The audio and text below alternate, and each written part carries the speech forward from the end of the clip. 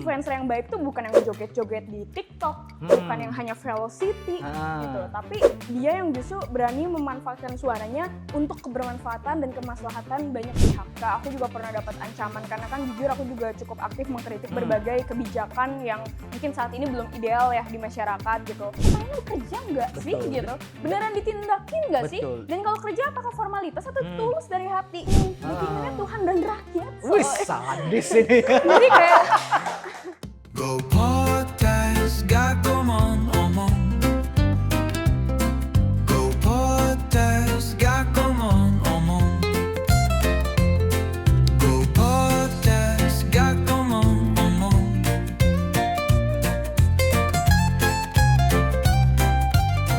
Hai Kinasta, selamat datang di Go Podcast. Gak aman-aman. Ya. Go Podcast ini adalah satu podcast yang tidak hanya omong-omong belaka, tetapi ini memang bukan omongan biasa. Karena kita selalu memberikan inspirasi dan kali ini kita akan ngobrol yang sesuatu hal yang powerful banget. Soal bagaimana seorang Gen Z, seorang perempuan membela tidak hanya dirinya, tetapi juga Gen Z yang lain dari ketertindasan, dari ketidakadilan yang sering tampil di TV, di medsos. Ini followernya banyak banget nih. Kita hadir seorang aktivis perempuan yang banyak banget followernya, alumni Fakultas Hukum UI. Kita sambut ada Anindita. Ini kalau narasumbernya ini cantik begini, ini dari atas juga banyak nonton ini. Jadi tadi pada ngantuk begitu. Tapi jangan salah ya, cantik-cantik begini, jangan sekali-kali berani menyentuh. Jangan sekali-kali berani menggoda. Karena kalau disentuh atau digoda ini singannya keluar. makin langsung pakai baju oranye. Wah, langsung baju oranye. Jadi singanya keluar. Nah, gimana Nin? Apa kabar? Alhamdulillah baik, senang banget bisa Alhamdulillah. diundang ke podcast ini. Anin diundang ini karena kita lihat kita lihat portofolionya. Oke. Anin ini ternyata seorang yang suka mengadvokasi. Ya, saya lihat di TV tuh Anin muncul berita ya? di berita gitu. Kalau orang kampung kan ngomongnya di TV. Oh iya, kayak ada aku bukan artis. Gitu ya. Di TV. Oke. Akhirnya kita sama kru nih diskusi. Ini ada anak muda speak up membela kaum yang tertindas dari kalangan Gen Z begitu. Siapa dia? Tanda tanya besar begitu. Maka ketemulah ternyata Anin. Salam kenal. Kenapa mau membela, mau mengadvokasi? Oke, mungkin kenalan dulu kali ya, Ya. Kak. Ya, thank you banget Kak udah ngundang aku dan teman-teman podcast di sini. Aku Anindita, bisa dipanggil Anin. Tadi bener aku lulusan Fakultas Hukum UI. Sebenarnya aku Gen Z, ya masih Gen Z banget ya karena masih 24 tahun juga.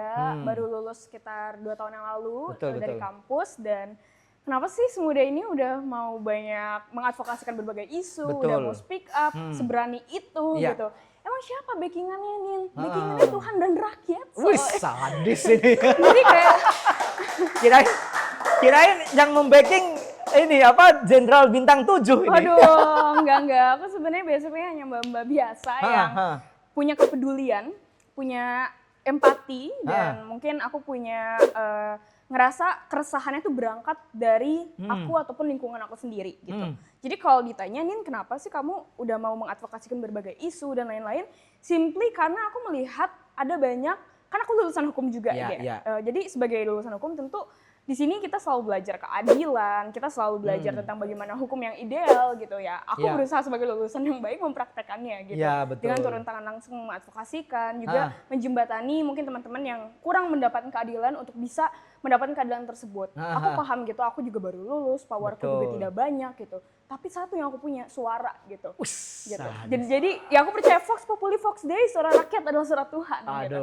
Jadi dari suara yang aku miliki, aku berani untuk mengadvokasikan karena aku percaya influencer should influence in the right way gitu. Jadi influencer yang baik tuh bukan yang joget-joget di TikTok, bukan yang hanya velocity gitu, tapi dia yang justru berani memanfaatkan suaranya untuk kebermanfaatan dan kemaslahatan banyak pihak. Itu sih kalau dari aku.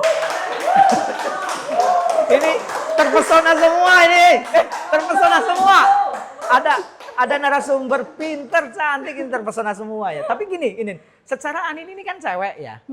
Apa nggak takut membela orang, kemudian tampil gitu ya, speak up begitu. Takut nggak sih misalnya ada yang ngancem gitu?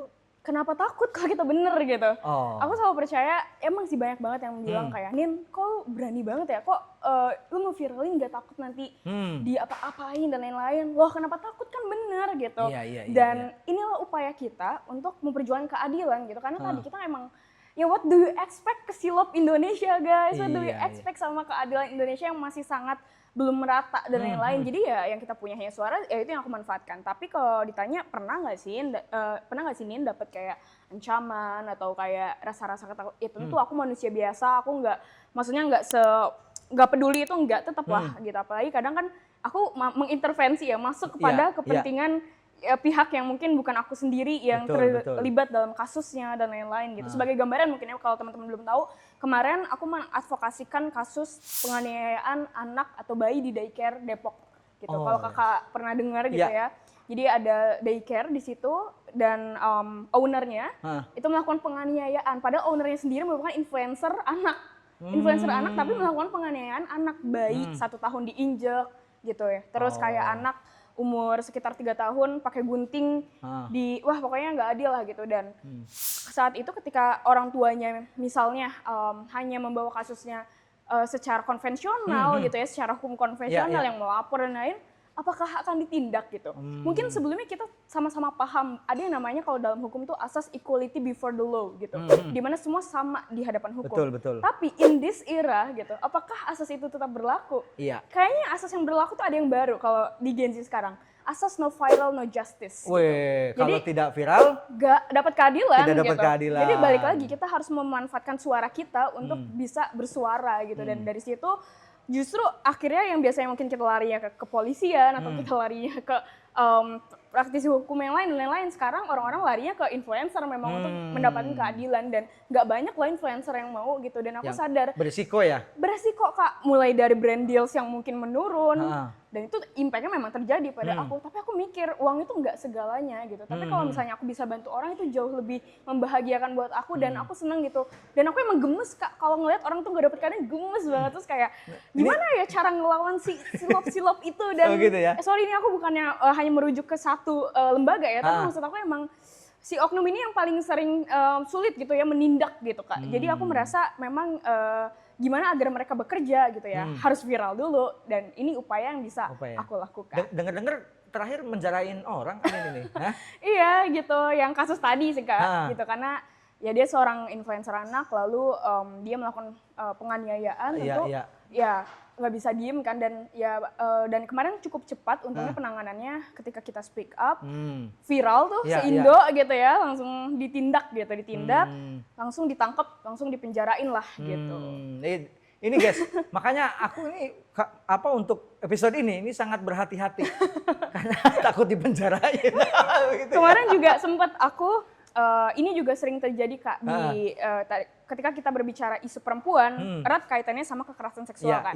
Dan kemarin itu kekerasan seksual, kalau kita hanya tahu kekerasan seksual itu hanya ada di ruang-ruang sunyi, tempat yang sepi, baju perempuan yang mini gitu. Sekarang udah nggak kayak gitu lagi. Tapi kekerasan seksual udah di ruang-ruang publik, datang bahkan dari keluarga, rumah sendiri yang harusnya menjadi ruang aman gitu. Bahkan di ruang-ruang digital, termasuk aku sebagai edu content creator aktif membahas isu pendidikan pun terkena gitu kekerasan seksual di ruang digital atau KBGO gitu. Dan saat itu mungkin boleh nggak ya aku sebut, nanti bisa di-tag aja kali ya. Boleh. Jadi ada yang ngatain aku gitu. Padahal aku kontennya sangat harmless, nggak ada joget-joget, menggunakan baju yang sopan gitu. Dan ya aku masih tetap tidak mendapatkan ruang aman. Apa yang aku harus lakukan gitu. Akhirnya aku speak up dong. Aku jedak-jedukin Kak yang ngatain aku pakai undang-undang TPKS gitu. Itu ancamannya ngeri loh, undang-undang TPKS loh. Dan tapi sayangnya tuh ada aja kan undang-undang TPKS mengatur bahwa tindak pelecehan seksual itu atau kekerasan seksual itu tidak hanya sentuhan gitu ya. Betul, verbal tapi juga bisa. Verbal, bahkan tadi ya yang di internet gitu ya, yang secara elektronik juga itu juga diakomodir lah dalam Betul, UU betul, PKS. betul. Ya kalau aku mau penjarain bisa mungkin ya. Akhirnya aku speak up waktu itu, aku karena dengan bahasa baik gitu ya, dengan zedak-zeduk, Gen Z itu Z-nya mungkin zedak-zeduk gitu ya.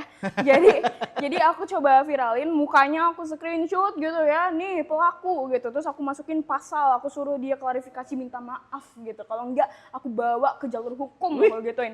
Banyak yang ngatain aku lebay, apaan sih cuman dikatain. Tapi gini teman-teman, kekerasan seksual itu ada akar piramidanya. Betul, Kalau kita betul. menormalisasi dari sejak catcalling, dari Iya. komentar-komentar seperti itu, Menganggap itu wajar, dinormalisasi, akan muncul kekerasan yang makanya jauh lebih Betul. besar. Dan tugasku sebagai influencer saat itu bukan hanya membela diriku, bukan, tapi ini bentuk aku bersuara untuk perempuan lainnya yang mengalami hal yang sama. dan gitu. banyak sebenarnya di luaran yang mungkin Banyak lebih banget kan, tapi lebih nggak parah. berani kan. Nah, Satu makanya, tidak berani, atau yang kedua ini nih, mereka merasa itu hal yang wajar tadi. oh iya, dinormalisasi Dinormalisasi, juga kan. jadi udahlah Betul. gitu, malu gitu kan, disebut begitu gitu. Malu Itu kan, terjadi. malah jadi malu. Tapi aku justru, ya sebenarnya aku malu juga Kak. Jujur, aku sebagai perempuan dan korban, aku malu. Tapi kayak, Iya. kalau aku nggak kayak gini, pasti mereka dinormalisasi lagi, Betul, baik dari pelaku betul. dan kita sebagai korban ngerasa itu, oh ya udah dikatain biarin aja gitu. Cuman makanya aku berdiri, ambil peran untuk bersuara, dan ternyata akhirnya banyak perempuan yang ikutin aku, ngejedak-jedokin Oh. pelakunya Oh, gitu. gitu ya? Dan akhirnya kan ya mungkin walaupun ini upaya kecil ya, tapi Betul. menurut aku dari upaya-upaya kecil ini orang jadi berani speak up, tahu bahwa bahasa itu bahasa yang mengarah ke pelecehan, Betul, betul. akan sedikit demi sedikit mengurangi lah hal-hal atau meminimalisir apabila itu terjadi di hal Berarti selama ini apa yang dilakukan oleh Anin ini cukup didengar ya oleh publik ya? lumayan, mungkin lebih tepatnya di marketku di Gen Z gitu Di ya. Gen Z ya. Jadi iya itu, jadi Gen Z jadi kemudian tersadarkan. Followernya berapa Anin? Belum banyak, masih merintis. Kalau di TikTok sekitar 240-an, tapi kalau Ribu? Iya.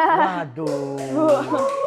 Kalau follower kita baru 250 biji. Juta.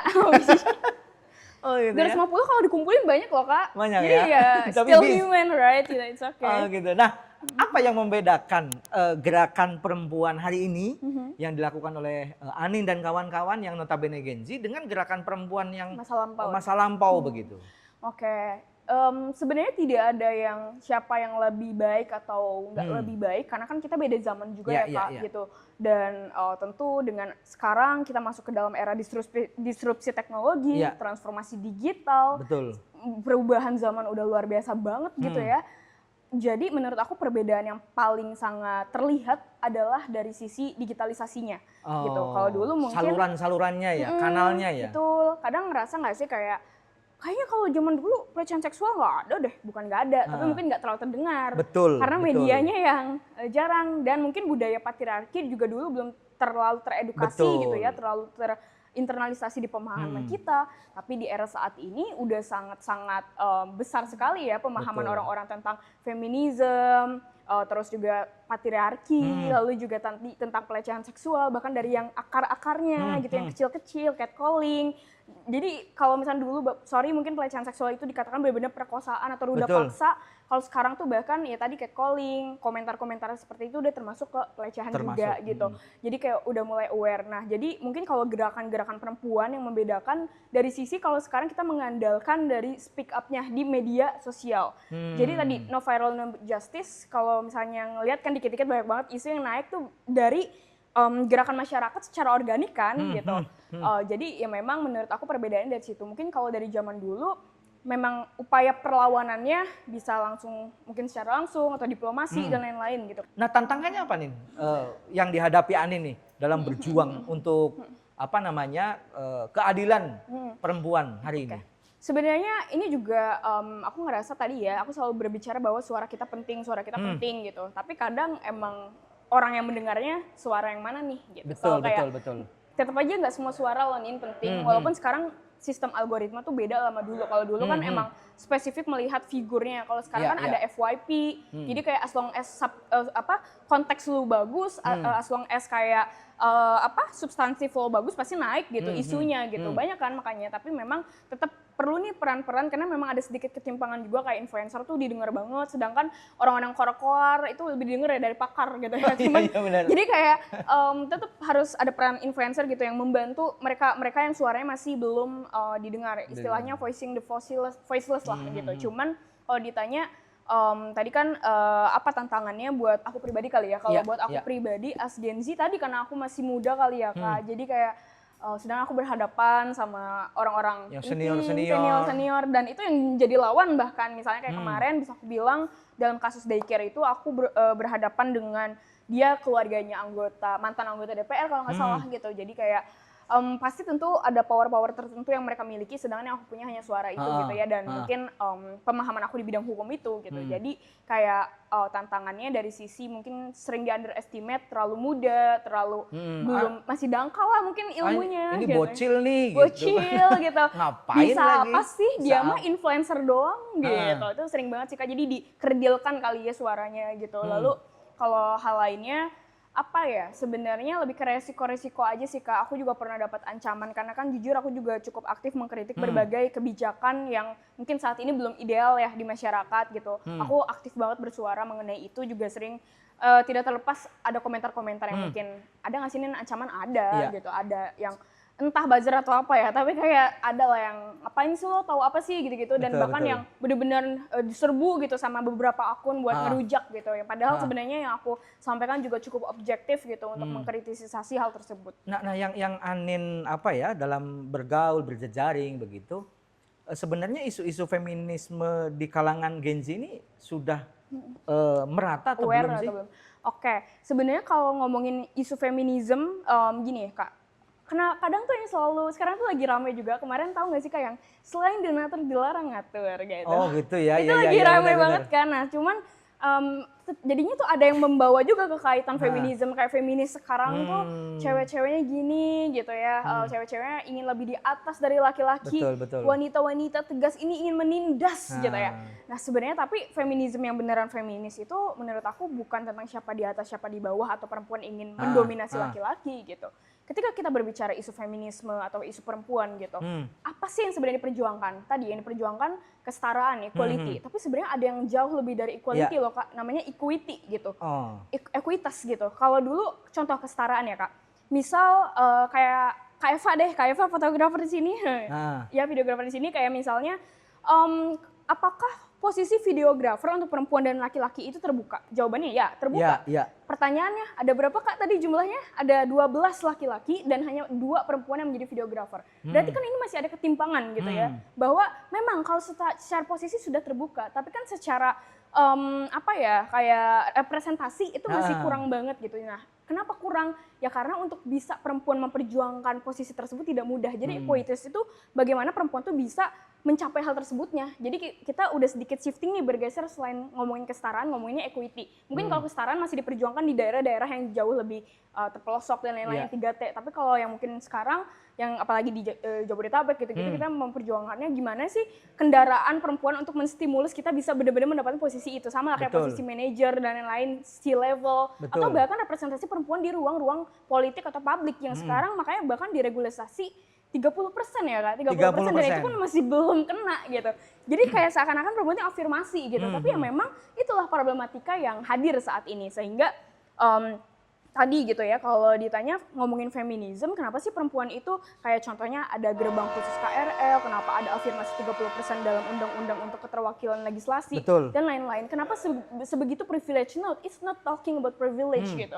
Tapi kita tuh talking about close the gap. Gimana caranya kita bisa mencapai gap yang selama ini tertinggal, karena starting perempuan sama laki-laki itu jauh gitu. Makanya kalau ditanya, kenapa sih ada feminisme gitu? Ya karena feminisme untuk memperjuangkan hal tersebut, karena kita berada atau hidup di dunia yang belum ideal. Makanya nggak ada tuh menisme, karena laki-laki mungkin sudah hidup dengan dunia idealnya. Gitu. Padahal laki-laki yang di sini harus diperjuangkan loh. Kenapa? Karena sering tertindas mereka. Sering tertindas. Ya gitu. Gini Nin, apa namanya? Selain tantangan begitu, media sosial kadang ada yang ngomong, ini Anin dan kawan-kawannya ini hanya untuk kepentingan Konten, kepentingan konten nih iya. gitu kan. Monetisasi. Monetisasi begitu. Apa sebenarnya benar motivasinya itu hanya untuk konten atau memang ada panggilan alam yang kemudian Anin terjun? Oke, sebenarnya kalau ngomongin kalau emang cuman untuk konten dan uang gitu ya, kapital gitu, ya mungkin aku justru nggak akan speak up. Karena itu justru menjauhkan dari brand deals gitu. Iya. Cuman kalau ditanya kenapa Anin berani untuk bersuara ya tadi, karena tujuannya adalah aku punya prinsip bahwa influencer yang baik seharusnya mereka bisa memanfaatkan kanal sosial medianya untuk kepentingan yang jauh lebih besar. Lebih Impactnya, besar, impactnya bermanfaat, betul. tidak hanya buat diri sendiri kan. buat diri sendiri Betul. untuk itu monetisasi, dapat Iya. uang. So begitu. what gitu kalau lu punya uang tapi nggak berguna. Tidak gitu berguna maksud ya. aku. Nah, ngomong-ngomong soal gerakan perempuan, banyak nggak sih yang seperti Anin? Oke. Banyak kok, aku ngerasa banyak banget teman-teman perempuan yang bahkan jauh lebih sepak terjangnya lebih banyak dari Iya. aku, yang karena kan jujur bisa dikatakan aku baru, sebenarnya aku udah aktif Kak dari pas aku kuliah di BEM Badan Eksekutif Mahasiswa di UI juga, dan aku fokusnya tapi ke kesejahteraan mahasiswa dan isu-isu pendidikannya juga. Dengar-dengar katanya dulu aktivis ini debat, suka debat ya? Nggak aktivis ya, lomba debat. Lomba debat. Lomba Ya? debat hukum. Nah, Wih. aku mungkin karena aku backgroundnya debat hukum, terus aku juga di BEM juga, jadi udah cukup sering bertemu dengan akar rumput, mengadvokasikan berbagai isu. Dulu tuh aku pegang kekerasan seksual juga, terus kayak mental health juga, terus juga tadi kesejahteraan mahasiswa dan banyak banget gitu Kak. Terus kalau misalnya yang debat, karena debat hukum, jadi itu yang bikin aku paham-paham isu jauh pas aku kuliah juga kan gitu. Nah, jadi dari atas dasar background tersebut ya itu juga yang ngedrive aku masih punya tanggung jawab besar gitu dengan ilmu yang aku miliki, pengalaman yang aku miliki walaupun masih sedikit gitu ya. Cuman kalau ditanya aktivis perempuan banyak sih, banyak banget yang apalagi mereka kan, kalau aku masih agak kemana-mana ya Kak, maksudnya ke isu ini dan pendidikan terutama sebenarnya kalau aku. Berarti Anin ini untuk multi isu. Bisa aku katakan gitu, tapi kalau sekarang memang lagi fokusnya di perempuan dan pendidikan ya Kak. Cuman kalau misalnya perempuan kan banyak juga kan segmentasinya, misal kita fokus ke kekerasan seksualnya. Nah kalau aku sendiri, aku kan punya platform namanya Sri Kandi Berkarya. Dia itu fokusnya memang ke pemberdayaannya gitu. Jadi isu yang dinaikin memang isu-isu yang inklusivitas, kayak misalnya kekurangan pendidikan yang masih belum merata, sektor kepemimpinan yang belum diisi perempuan sebagai representasinya. Gitu. Nah aku jadi fokusnya di isu-isu pemberdayaannya dulu Kak. Nah tapi it doesn't mean aku ninggalin isu itu, makanya aku suka masih speak up juga, kayak kemarin ada KDRT yang salah satu influencer yang di KDRT suaminya, aku bantu speak up juga dan berkoordinasi juga dengan tim yang sekiranya bisa membantu dia dan lain-lain lah gitu. Nah jadi kalau kebalik bisa nggak dibantu tuh? Kalau apa? Yang KDRT yang kena suaminya. Oh bisa. Kebalik. Selama memang waktu itu sempat tahu Kak ada yang katanya ada. ini produser kita kemarin mengalami KDRT katanya. Waduh. Gimana? Oh gitu ya. Ternyata korban juga ya. Korban, nah tapi ya betul, inilah budaya patriarki. Budaya patriarki itu sering kali yang dirugikan tuh katanya perempuan, enggak, laki-laki juga. Contoh kalau misalnya kakak dapat KDRT, apakah lebih didengar dibanding kalau misalnya istri yang dapat KDRT? Iya gitu ya. Enggak kan, jarang. Enggak, Nah makanya itu yang kita perjuangin tuh menghilangkan budaya patriarki itu sebenarnya untuk bukan cuma perempuan, tapi semua gender gitu, all gender. Padahal banyak bapak rumah tangga yang tertindas. Khususnya secara psikis. Curhat banget nih. Nin, ada nggak kesan-kesan, maksudnya gini, selama Anin mengadvokasi gitu, apa hal yang paling berkesan bagi Anin? Mungkin tadi berkesan yang aku bilang ya Kak, ketika keberhasilan, ketika penjarain orang. Sebenarnya bukan penjarain orangnya, tapi ketika memang itu kan kemauan dari korban ya, maunya memang waktu itu ya sempatlah ada negosiasi, kita bayar aja gitu maksudnya. Tapi kayak gitu ya? Ya pasti Kak, kalau jalur hukum konvensional akan selalu lewat mediasi dulu, lewat negosiasi dulu. Cuman kan mereka emang ya siapa sih anaknya yang mau dianiaya, maunya ya dihukum gitu. Ya ketika memang berhasil dihukum ya itu jadi keberhasilan dan aku senang juga kalau ada kepuasan ya. Iya, tapi kepuasannya bukan kayak wah power nih gue, enggak sama sekali Kak. Tapi kayak ketika korban mendapatkan keadilan tuh aku happy banget. Kayak pernah juga ada kok korban yang bukan gak dapat keadilan ya, tapi dia memutuskan untuk aku udah berusaha speak up, aku bahkan sampai menggerakkan influencer lain buat bantuin Kak buat speak up gitu.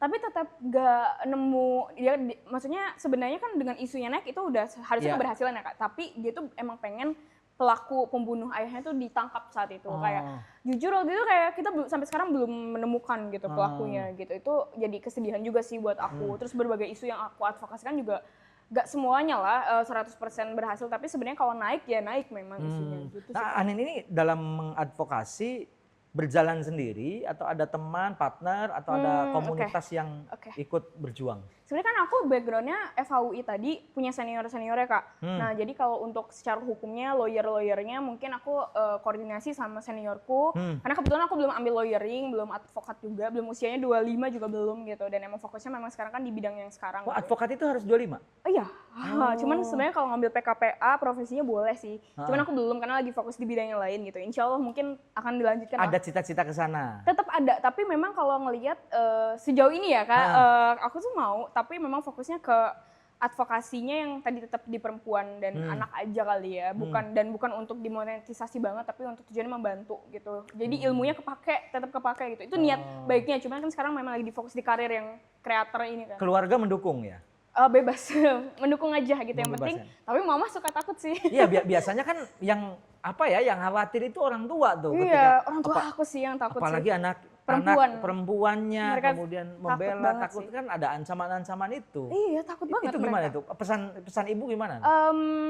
Aku selalu bilang tujuan aku niatnya baik buat ngebantu orang, insya Allah dilindungi Tuhan gitu. Jadi kayak maksudnya aku bisa jaga diri gitu dan jujur mungkin aku punya karakter yang berani nih karena papa aku sih dari dulu tuh aku diajarin gimana caranya ketika kamu tidak adil kamu harus berani untuk membela diri, untuk melawan dan lain-lain tuh ayah aku. Nah ini pentingnya nih sebagai ayah ya, kalau punya anak kayaknya memang kita harus ngejarin terutama anak perempuan. Nah ini juga aku merasa orang tua terutama ayah itu peran penting banget buat anaknya supaya bisa speak up. Kenapa? Karena yang selalu diajarin untuk menjadi berani, untuk melawan anak laki-laki, betul. Anak perempuan diajarin untuk very demure, very mindful, very cutesy, make up, masak dan lain-lain. Tapi kita nggak diajarin gimana kalau lo dilecehin, kalau lo tiba-tiba misalnya dalam hubungan cowok lo toxic atau kayak ketidakadilan itu bahkan ketika kita menaikkan tinggi suara kita dimarahin, kita dianggap gak sopan gitu. Tapi itu sebenarnya peran penting sebagai seorang ayah dan itu ayah aku ajarin ke aku kalau emang ada yang siapapun ya mau saudara mau apa yang menindas kamu harus meninggikan suara, harus berani melawan gitu, harus tonjok aja. Tepuk tangan. Ini quote dari Anin itu sebenarnya buat gua loh. Ya, karena gua itu ada 3 anak, yang 2 cowok cewek. Ini ke anak yang cowok ini, yang 2 ini selalu bilang, lo lindungi tuh adik lo. Nah, dia karena cewek, lindungi. Kalau ada yang macam-macam tadi, lindungi ya. Gitu, selalu begitu tuh. Nah, berarti memang kedepannya harus jangan sekedar lindungi, tapi berdiri untuk diri sendiri, berdiri di kaki sendiri. Gitu. Ini luar biasa gitu ya. Nah, Nin, dukungan keluarga dukung begitu ya, komunitas teman-teman dukung. Oh iya, kalau tadi bareng-bareng ya tadi selain senior, aku tuh punya komunitas yang Serikandi Berkarya. Terus aku jaringan kali ya Kak, jaringanku ke teman-teman yang tetaplah aku tidak memungkiri beberapa yang punya power di kekuasaan itu penting juga gitu. Jadi beberapa temanku ada yang di sana, aku selalu berkomunikasi untuk hal-hal kebaikan ini. Tanggapan dari tadi yang orang punya kekuasaan begitu. Dengar-dengar katanya dekat dengan salah satu menteri juga gitu.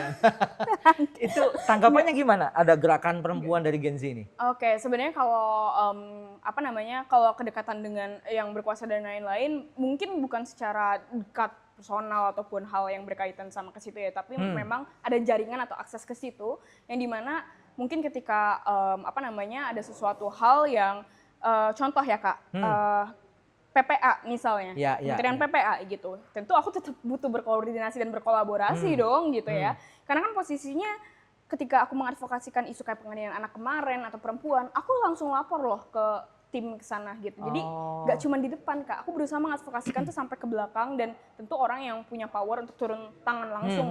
Yang sebenarnya bahkan tugas mereka gitu. Aku juga sering mengkritik secara langsung gitu ketika main ke sana. Ke kementerian terkait? Iya gitu, ini kenapa kok lama banget gitu misalnya. Ayo dong, ini kan kasus urgent gitu. Justru menurut aku itu sih mungkin yang kenapa ketika aku speak up bisa tertangani ya Kak, karena aku nge-push dari belakang juga gitu kali ya Kak. Gitu. Nah cuman kalau tanggapan aku secara keseluruhan tentang bagaimana kebijakan ini ada mungkin spesifiknya isu perempuan, jujur sebenarnya aku masih ngerasa mungkin kalau aku bilang sorry ini mungkin agak harsh tapi mungkin negara masih gagal sih Kak menurut aku. Kenapa? Karena tadi 8 dari 10 perempuan masih mendapatkan pelecehan. Lalu kita lihat kasus pelecehan terus meningkat gitu ya tiap tahunnya gitu, nggak ada penurunan yang benar-benar signifikan gitu. Dan ada yang suka bilang kita nggak bisa nyalahin negara. Ini adalah masalah yang sifatnya individual, person by person gitu. Kenapa? Karena kekerasan seksual itu kan dilakukan oleh misalnya kayak orang-orangnya masing-masing. Enggak, menurut aku ini tentu tetap ada peran negara yang harus turun. Kenapa? Kalau dulu pelecehan yang aku bilang hanya datang dari ruang-ruang sunyi, tempat yang sepi, mungkin dianggap perempuan dengan pakaian mini, tapi sekarang udah di ruang publik, Kak. Udah di rumah sakit, di pesantren, di universitas, transportasi KRL lah, ruang-ruang publik, di jalanan umum, begal payudara gitu. Jadi kayak menurut aku kalau udah ini tuh udah sistematik banget karena udah ruang publik, jadi memang perlu ada ketegasan turun tangan menyelesaikan permasalahan. Ngomong soal peran negara, berarti kan banyak stakeholders yang terlibat. Pasti. Ya kan, ada penegak hukum, pemerintah, gitu kan. Pokoknya eksekutif, yudikatif, legislatif, semua harus terlibat begitu ya. Betul. Apa yang menurut Anin harus dilakukan misalnya oleh legislatif nih DPR, oleh pemerintah nih, oleh kepemerintahan Pak Prabowo, oleh swasta? Mungkin kalau secara kita berbicara dari sisi regulasi dulu, udah ada kok nih UU TPKS gitu. Selalu dalihnya ketika kita semua isu sih basically gitu ya, ngerasa secara regulasi aman kok, kita sudah menyediakan bla bla bla bla. Tapi ingat ada monef juga kan, ada monitoring, evaluasi juga seharusnya. Terus juga ada yang perlu difokuskan adalah fungsi pengawasan. Baik dari sisi deregulasinya, lalu juga penegak hukum. Penegakannya Iya, kalau ditanya regulasinya ada kok, terus kayak penegak hukum ada kok, kita udah menyediain lembaga misalnya ini itu, pertanyaannya bekerja nggak sih gitu, beneran ditindakin nggak sih, dan kalau kerja apakah formalitas atau tulus dari hati gitu. Dan yang gua kadang tidak habis pikir, kasus-kasus pelecehan seksual kadang berakhir dengan damai.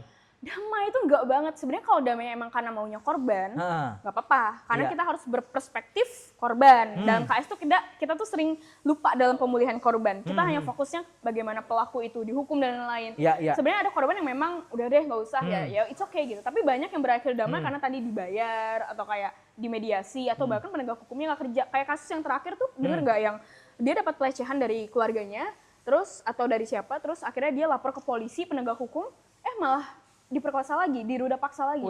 Itu kan berarti lagi-lagi kegagalan gitu, parah banget, sadis banget gitu. Jadi kita bingung juga sebagai perempuan nggak punya ruang aman. Tadi aku di ruang digital bahkan nggak aman juga. Tidak aman juga ternyata ya. Dengan perempuan nih Kak, kalau kakak misalnya keluar malam gitu ya, biasa aja dia santai. Perempuan tuh nggak was-was kayak aduh takut ada ini. Karena perempuan tuh kenapa sih bisa ada kayak gini, itu karena budaya patriarki lagi-lagi. Karena perempuan dianggap lemah gitu. Jadi ya tapi dengan perempuan di jalanan tidak merasa aman aja, itu udah suatu hal yang berarti secara sistem kita masih sangat gagal melindungi perempuan. Banyak nggak yang jejaring yang ikut? Yang ikut itu. Banyak banget sih Kak kalau kita ngeliat gerakan. Tadi kalau misalnya makanya aku bilang aktivis yang mungkin lebih hebat dari aku banyak banget Kak gitu. Dan aku masih baru nyemplung lah sebenarnya dia yang aktif banget di suaranya gitu ya. Sangat banyak, tapi tadi mungkin masih banyak yang melihat dari sisi numbers gitu, angka. Mereka punya followers nggak sih gitu. Atau siapa sih lo gitu kayak. Kadang itu sih sedihnya kayak terutama teman-teman akar rumput Kak, kayak kurang banget diperhatikan. Aku lihat gerakannya banyak sekali Kak, komunitas perempuan tuh banyak banget di Indonesia gitu. Cuman ya tadi karena aku punya privilege di media juga kan, mungkin karena punya numbers, angka di followers, that's why aku mengutilize dengan komunitas yang bisa membantu teman-teman yang lain juga. Karena banyak yang punya gerakannya mungkin jauh lebih bagus dari aku juga, mungkin banyak tapi kurang didengar juga sih Kak gitu. Nah terus tadi menarik juga Kak, sedikit nambahin insight terkait pelecehan yang terjadi waktu di rumah sakit itu kan ada dokter kandungan ya, yang maaf ke payudara dan lain-lain. Terus aku tuh sebel Kak sama komen-komennya. Lihat nggak sih komen-komennya tuh, kok ceweknya diem aja sih? Kok kayak menikmati sih, gitu kan? Kesel banget. Nah itu edukasi yang masih sangat kurang. Gini teman-teman, jadi kalau dalam kasus kekerasan seksual, kenapa perempuan tuh diam dan tidak teriak dan lain-lain? Ada yang namanya freeze. Mereka tuh bingung, takut. Ngapain? Iya bingung harus ngapain. Jadi ketika mendapatkan pelecehan kita diem dulu gitu kayak, bingung nih mau teriak, takut malu juga gitu. Jadi it doesn't mean menikmati atau gimana. Nah itu yang bahkan bisa terlihat gitu dari komen-komennya, masih banyak banget yang belum teredukasi. Oh iya ya, malah ikut memperparah. Iya betul. Sebenarnya kan. Memperparah, makin korban. Jadi yang korban yang sudah mendapatkan pelecehan secara berulang atau ganda akhirnya. Nah selain pelecehan seksual, dari isu-isu yang apa ya menyentuh perempuan, apa yang jarang dibahas? Jarang dibahas. Ada Sebenarnya menurut aku kalau melihat merujuknya pada UTPKS nomor 12 tahun 2022, sebenarnya udah diregulasi terkait kontrasepsi, sterilisasi, tapi kayaknya pemaksaan alat KB dan lain-lain tuh masih belum jadi sesuatu yang masih dinormalisasi gitu. Padahal itu termasuk apa ya, sesuatu yang cross boundaries karena itu mengganggu otoritas tubuh perempuan. Iya, iya. Perempuan tuh nggak bisa dipaksa atas tubuhnya gitu, kayak KB dan lain-lain harus intinya harus dari sukarela, kemauan dia sendiri. Itu yang kayaknya kita belum aware, makanya ketika ada kebijakan KB, paksa KB gitu. Nah, itu yang di kayak, KB perempuannya, cowoknya enggak. itu juga, itu kan sesuatu yang apa ya, kalau dari kesepakatan sendiri nggak apa-apa, tapi kalau dipaksa perempuan selalu harus KB gitu-gitu, sterilisasi, itu sesuatu yang sebenarnya kita tuh kurang, menurut aku kurang aware dan akhirnya masih mau-mau aja. Lalu yang kedua, ini sebenarnya udah banyak sih, tapi aku ngerasa kok belakangan jadi kayak dianggap, karena mungkin Gen Z itu dianggap lemah ya Kak. Jadi kayak ketika Gen Z ngomongin mental health, Iya, betul. aku sedikit-dikit Apa? mental health, Betul, padahal emang mental matters. tempe. Iya, padahal matters banget sih Kak, tapi itu yang kurang juga menurut aku isunya terdengar akhirnya, karena orang tuh takut ya dikatain ketika berbicara isu Betul. mental health. Nah, sedemikian lantangnya seorang Anin, ada nggak tokoh yang menginspirasi, baik dari lokal Indonesia maupun dari luar negeri begitu? Bener, ada banget sih sebenarnya. Aku tuh sama sih yang alumni aku juga, Aha. Mbak Nana. Sebenarnya aku suka Oh, banget. Najwa Shihab. Aku suka karena dia ya sama-sama FAUI juga, perempuan juga. Terus aku banyak belajar Kak cara public speaking dari Mbak Nana juga. Terus juga aku juga ngeliat Mbak Nana tuh orangnya yang benar-benar tadi ya seberani itu gitu. Speak, maksudnya kayak yang mengadvokasikan berbagai isu sampai dia sebesar sekarang. Dan dari lulus kan dia juga langsung jadi aktivis Langsung, juga kan, betul. jurnalis dan lain-lain. Jadi Mbak Nana, mungkin kalau yang global tuh aku lagi suka Greta Thunberg ya. Greta yang kemarin, dia tuh aktivis lingkungan, perempuan gitu Greta tuh.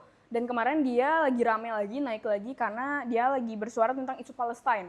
Isu Palestine, ya. Padahal kan dia dari negara barat ya, Swedia gitu. Tapi dia berani untuk lantang berbicara itu, bahkan beresiko mungkin.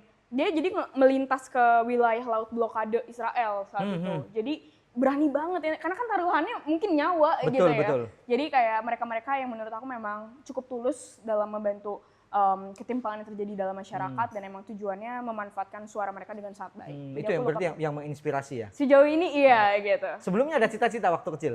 Enggak. Kan waktu kecil ditanya nih, cita-cita jadi apa? Ada yang jadi dokter, insinyur, jadi apa? Template banget Kak. Dokter. Tapi dokter sama kayaknya aku bilang jadi artis deh. Wih, berarti yang Jadi artisnya artis nih kayaknya nih Enggak, tapi aku punya ternyata potensi. malah kayak aku lebih enjoy di akademis, aku lebih enjoy di yang kayak gini bersuara untuk advokasi dibanding kayak ngartis gitu ya. Maksudnya Betul, kayak betul. kan sebenarnya aku aktif di kreator juga ya Kak sebenarnya, tapi dan nggak semuanya tentang pendidikan, nggak semuanya tentang isu juga, santai. Aku juga suka tentang personal life aku gitu. Tapi sebenarnya tadi Kak kayak terlalu lempeng kali ya hidup untuk sesuatu yang diri sendiri Kak. Iya, That's why betul. aku lebih, dan mungkin aku berangkat dari prinsip aku sebaik-baiknya manusia adalah bermanfaat bagi orang lain Kak. Betul. Karena aku ngerasa kalau kata Buya Hamka ya, kayak hidup sekedar hidup, babi di hutan juga hidup, kerja sekedar bekerja, yang monyet di hutan juga bekerja gitu. Iya. Jadi aku ngerasa ya sudah gitu, dengan cara ini aku tetap merasa hidup aku lebih bermakna. Gitu sih. Bermakna, bermanfaat dengan cara Anin sendiri begitu ya. Betul. Dan sebenarnya gua masih lihat jarang sih ya Gen Z yang berani bersuara lantang, speak up, mengambil risiko.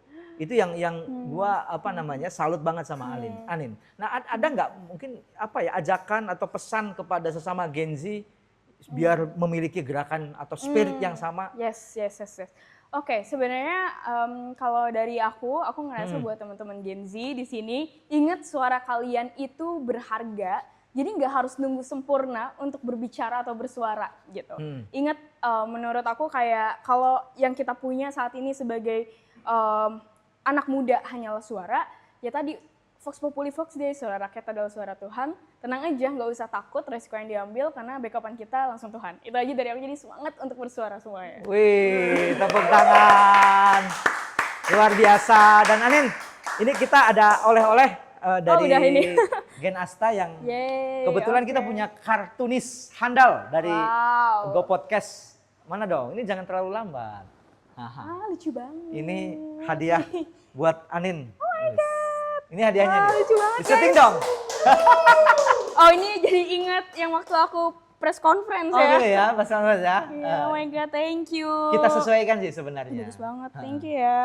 Oke. Thank you Genasta. Sip.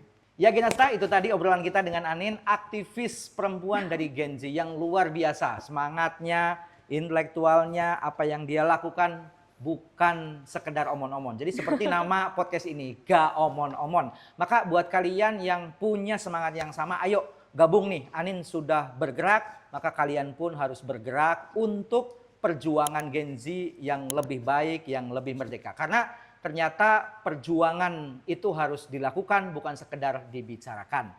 Jangan lupa komen, like, dan subscribe akun YouTube kami supaya kalian bisa nonton episode-episode berikutnya. Stay bold, stay loud, and stay you. Go podcast. Ga Omon-Omon. Kita ngobrol.